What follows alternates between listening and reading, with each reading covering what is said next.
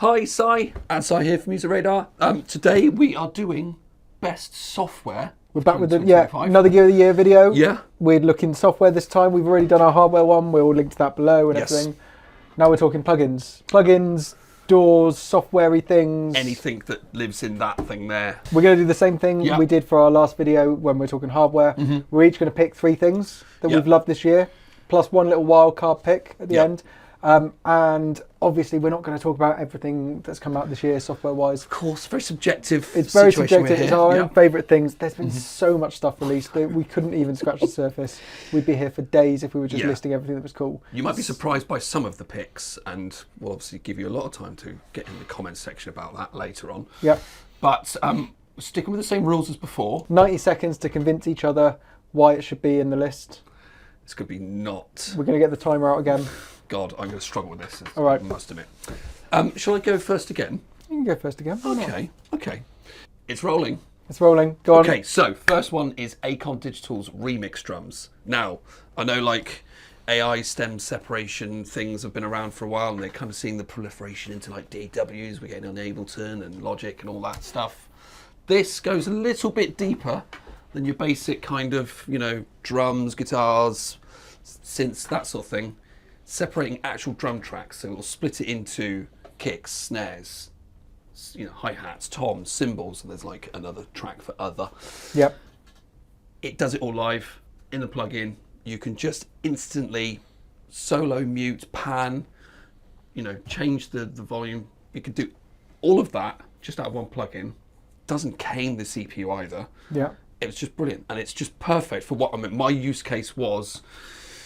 Trying to restore some really ropey old recordings, some old demos, using the kind of aforementioned stem separation to kind of get things into just a drum track, and then going further in with the remix drums, separating them out, and then I can proper get in there with the surgical tools. How like any bleed between the sounds? How reliable is it? It's really good. You've got sensitivity control on each track, and you can pretty much knock everything out for that one particular one. Now, my misgiving is the other section. I did have a bit of trouble trying to kind of, I think it was some sort of congas or bongos I was trying to separate from everything else, but it wouldn't kind of see it outside of the toms. Yeah. So it was kind of a bit like, we're not fully there yet, but we're bloody close. So yeah. All right. Very good. Fair. And it's impressive. cheap as chips as well. So yeah. Nice. Good. Cool. All right. I've gone over a little bit. Sorry. That's fine. That's fine.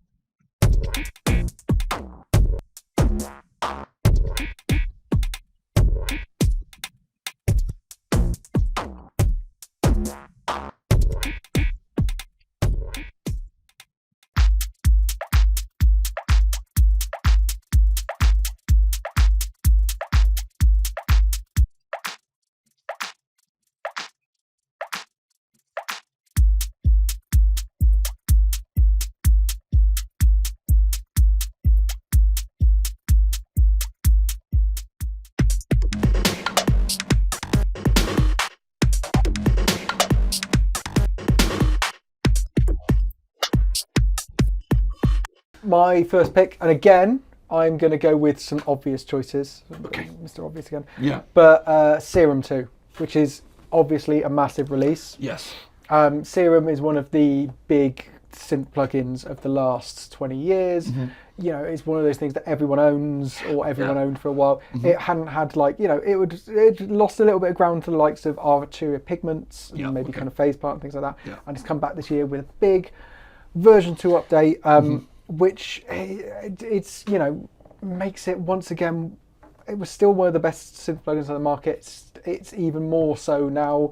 Yeah. It's added these new engines, so it's still kind of focused on largely kind of sampled sounds in different forms. So you've originally Serum was a wavetable synth. Now you've got this granular engine. You've got multi-sample engine, sampler engine, a spectral engine, which kind of lets you kind of go and break things down deeper into the frequency spectrum. Yeah, nice.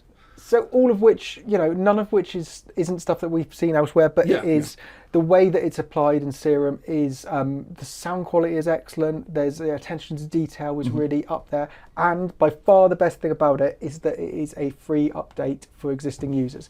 So you probably already have it because everyone got the original version of Serum, and you've probably now got this massively enhanced new version without having to spend any money. And for that reason, it definitely deserves to be part of this roundup. Yes. And misgivings wise, there isn't a lot really. It's great. Everyone should have Serum. Yeah, and you say free. Yeah.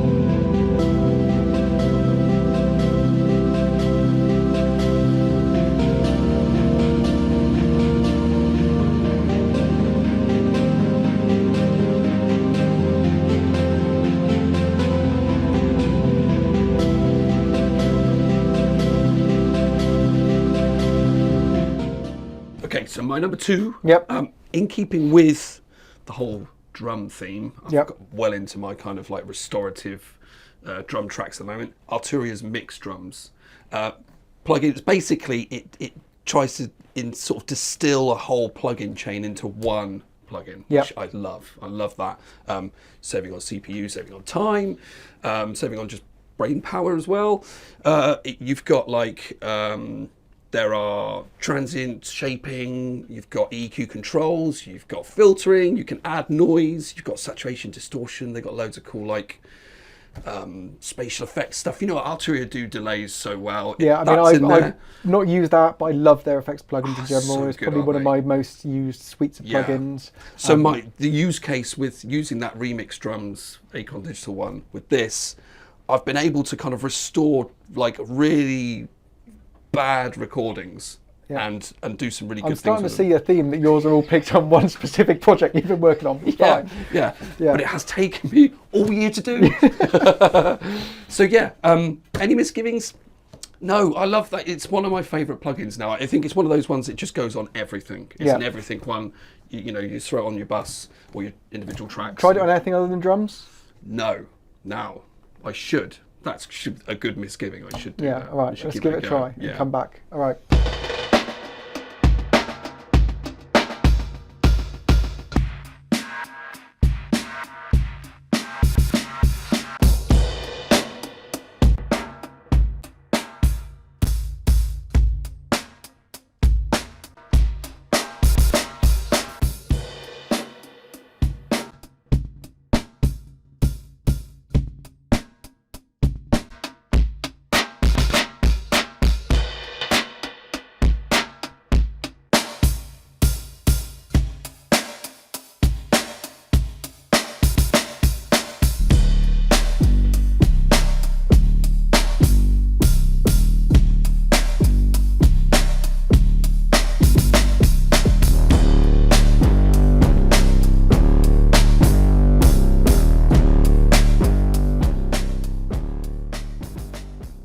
Okay, Si, your number 2? My number 2 is FutureVerb from Valhalla DSP. Right. A big fan of delay plugins. I'm a big fan of Valhalla stuff anyway, so it was kind of a bit of a shoe-in for me.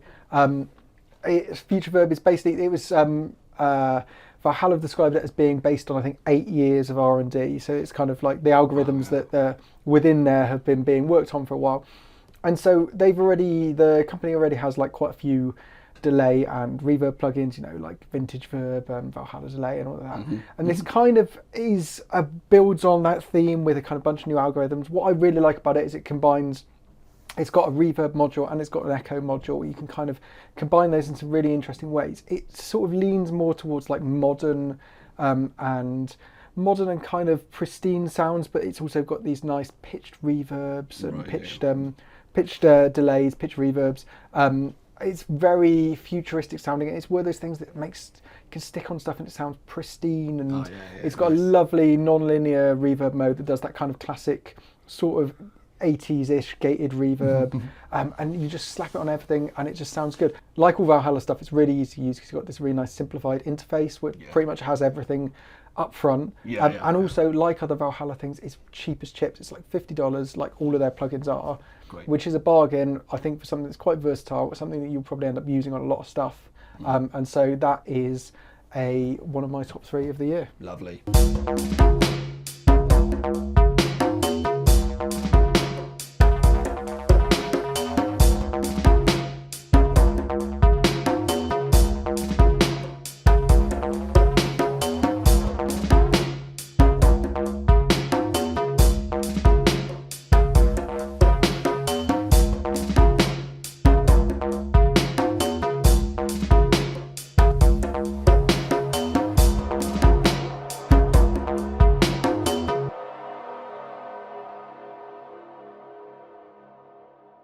Your third pick. My third pick. So, going on the kind of Serum vibe. Yep.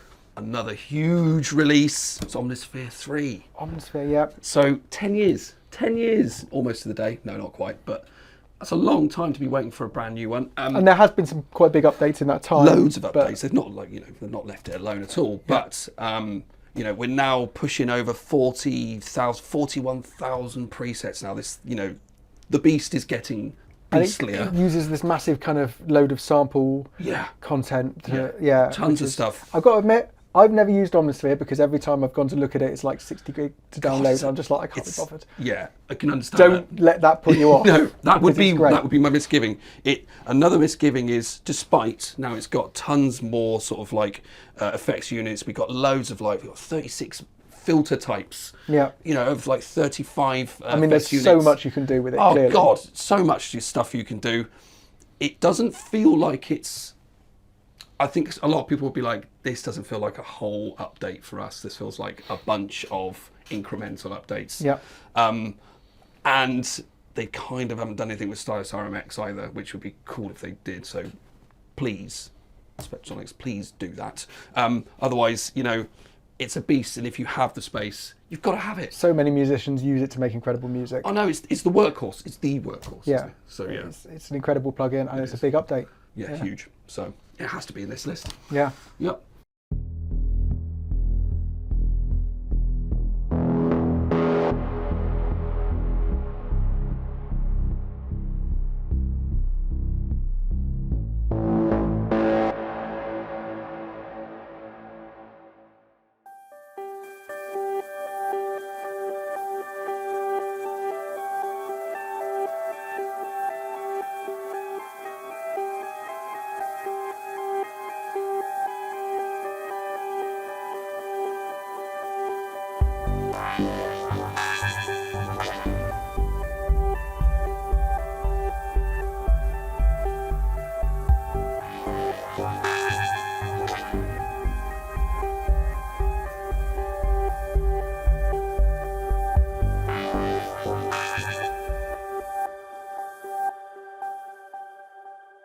Okay, your third and final choice. Cool, so sticking with the theme of things that have come back after a bit of a wait, I'm going to talk about Absynth 6, which is new from Native Instruments, new, but it's a classic synth. Yeah. Native Instruments who've kind of dropped off of the synth game a little bit over the last few years, since we haven't seen masses of innovative synth things since Massive X. Of course, But Absynth is making a return, so it was discontinued a few years ago because basically it couldn't run on modern architecture, but it has been completely rebuilt with the help of Brian Clevenger, who's the guy who invented the original version, who's now back on board with Native Instruments. And you could argue that this new version isn't a massive change from Absynth 5, but the fact that it's back and the fact that we have access to it, it's the kind of the ultimate soundscape synth. You can mix subtractive synthesis with granular stuff, additive things. It's so good for these big ambient soundscapes and things. And what they have changed is the engines are a little bit streamlined. There's a few new things you can do, but the UI looks a little bit tightened up, a little bit nicer. It's got this really nice Atlas style preset browser, which is a bit like those kind of sample library things you've seen, where you can kind of find presets based on other presets and things. Yeah. So honestly, it's not a huge overhaul from the last version, but the fact that it's back and it's running on modern systems, and also it's now Aftertouch and MPE compatible, and that just suits it so well. Yeah. So it really welcome thing to have back, and I've been loving playing with it recently. Yeah, brilliant.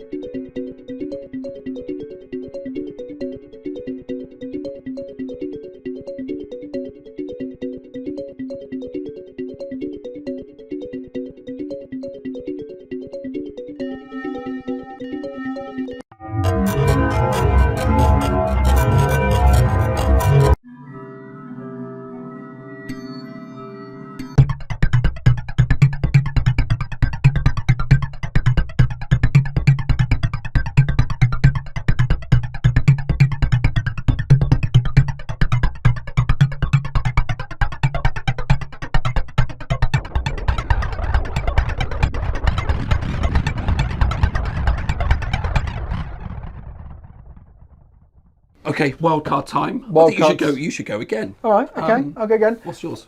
So mine is Visco 2.0 from Forever89. Yeah. So not a massively radical update, No. but I think Visco is, for me, probably one of the most slept on plugins of the last few years. I think the original came out like last year. Yeah. And what it is it uses, the original was like a drum machine, 8-channel drum machine that uses sample modeling. So you kind of can load 2 samples into these A and B slots. It's got this kind of blob with these visual editing tools that lets you basically morph between these 2 kind of remodeled sampled sounds.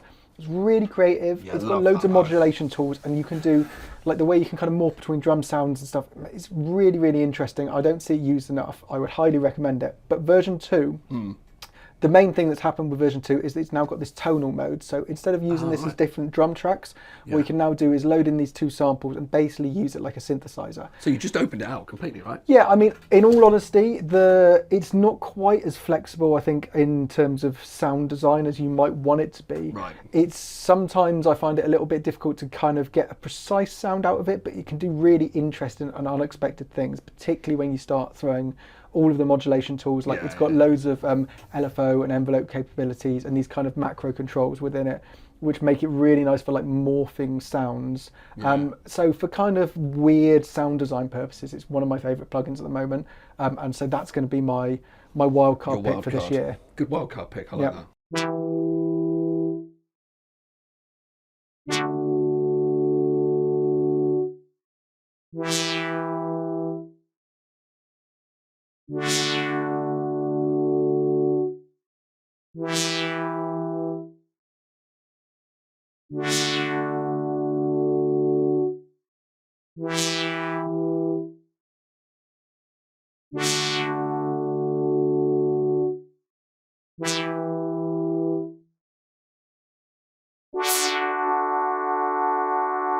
My wildcard pick is a bit more wildcardy in the fact that it's not one plugin but a bunch. It's Cherry Audio's Output of 2025. They're general plugins.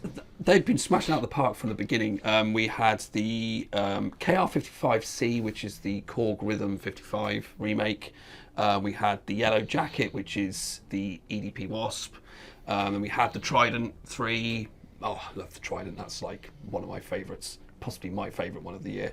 Then they came up with the Chroma Spirit, and most recently was the Jupiter 8. Now, I didn't realise they hadn't done the 8 already because they've done all the other stuff. Yeah, they're kind of like Arturia in that, like, you've kind of got the Arturia V collection where so much stuff has been modelled that you're surprised they haven't done stuff. And Cherry Audio are a bit like that now. They've got so many, and obviously that amount of plugins in 1 year is a lot of plugins. It's a lot of plugins, but it's not just the prolificity. They're so good. Yeah, surprisingly, amazing. They can churn them out, and they're all really top quality. And it's not just like pure, like, they're not just sort of churning out the same old thing. They are putting some like cool added sort of functions. Another to it thing as I well. like we touched on with the Valhalla plugins, is that they're priced really well, So like good. $50 and under normally. Yeah, so around that mark. And if you wait for kind of sales times and things, you can often pick them up at like half of that, which is absolute bargain. Unreal bargains, they do. So yeah, well done them.